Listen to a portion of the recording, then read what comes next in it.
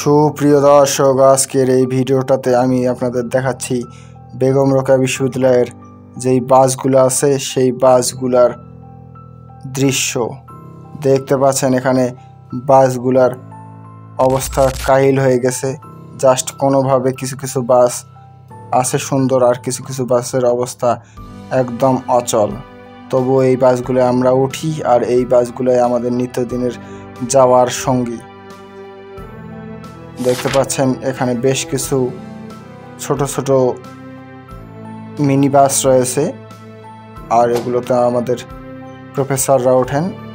বেশ কয়েকটা বাস এখনও চলারেবল রয়েছে, তবে 90% বাসই পরিবেশ বলেন আর অবস্থা বলেন কাহিল অবস্থা। দুই একটা বাস হয়তো বা খুব ভালো। তো এই হচ্ছে একটা বাস, যেই বাসটা মোটামুটি ভালো আছে। আর এই দিকে একটা পরিত্যক্ত বাসের দৃশ্য আমি আপনাদের দেখাতে চাই।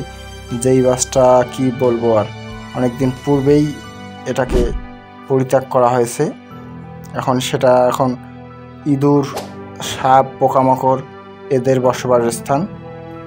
দেখতে পাচ্ছেন এর ভিতরে অবস্থাটা কীরকম, সত্যি জর্জীর্ণ অবস্থা। আর এই বাসটায় ভেতরে যাওয়ার জন্য চেষ্টা করেছিলাম, কিন্তু আনফর্চুনেটলি দরজা বন্ধ থাকায় যেতে পারিনি। তবে বাইরে থেকে দেখানো হচ্ছে আপনাদের সব কিছু। সত্যি বলতে বাসটা সামনে এখন সবাই ছবি তোলার জন্য আগ্রহ হয়ে ছবি তোলে। তো এই হচ্ছে বাসটা। আপনাদের ডেফিনেটলি এই বাসটা একবার ভ্রমণ করা উচিত, যাতে আপনারা একটা আইডিয়া পান যে পুরাতন জিনিসের কদর না করলে সেটা কিভাবে ধ্বংস হয়ে যায়।